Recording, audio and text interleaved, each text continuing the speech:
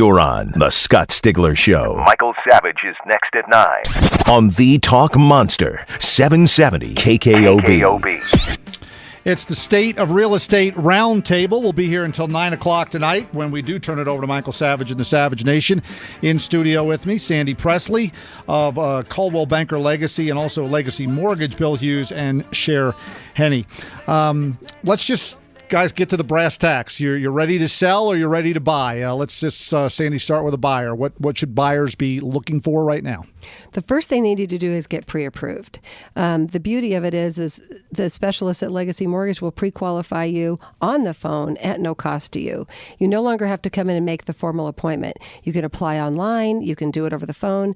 My loan consultant here, Cher, has been kind enough to do loan apps at 9 o'clock at night and at 8 o'clock on a Sunday morning. So first thing you have to do is find a loan partner like I have with Legacy Mortgage, which is they'll work 24/7 like I do. They'll be available 7 days a week like I am. And really, the bottom line is if you don't get pre-approved first, you're really spending your time in the wrong direction.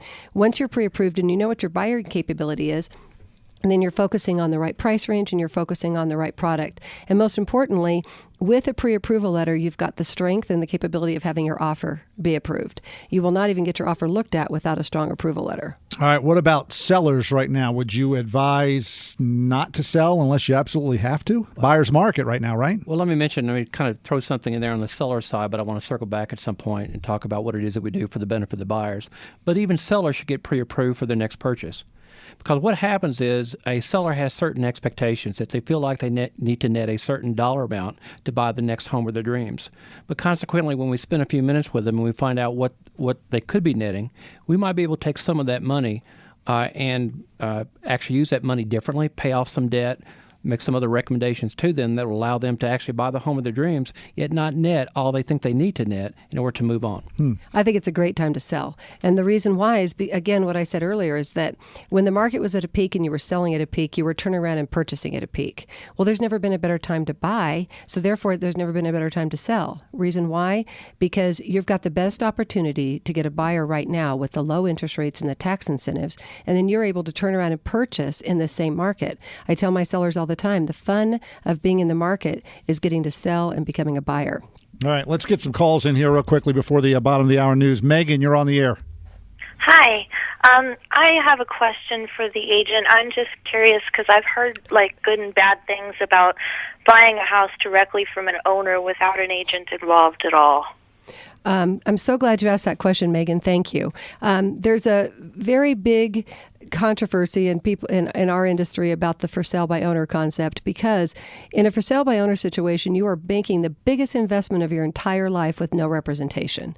For sale by owners have no guidelines for disclosure. They have no guidelines for accuracy of information.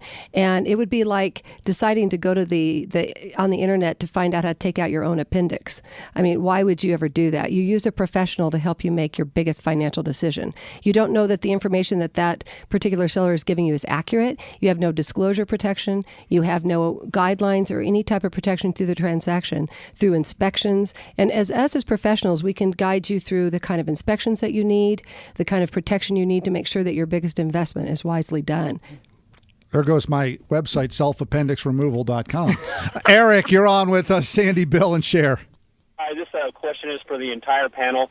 This is with an eye towards the future. I believe that we could be entering a period of high monetary inflation because of government spending and the like. I'm wondering what kind of effect this would have on the real estate market.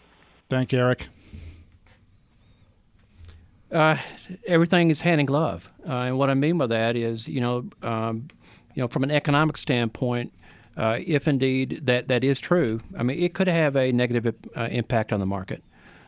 People have choices, and so consequently, you're going to spend money where you have to spend money. And so if there are some other changes that are out there that are influencing your decision, then quite obviously it may impact your choice of buying or selling. Having said that, it didn't change anything, however, with what Sandi said. The inventory is extremely high right now. Interest rates are extremely low. And so consequently, when you put those two parameters together, there is no better time to buy than right now. Sandi Presley, Bill Hughes, and Cher Henney are our guests on our roundtable. The State of Real Estate, brought to you by the Sandi Presley team. Call Sandi at 980-2999 or go online to sandypresley.com. The news is next on 770 KKOB.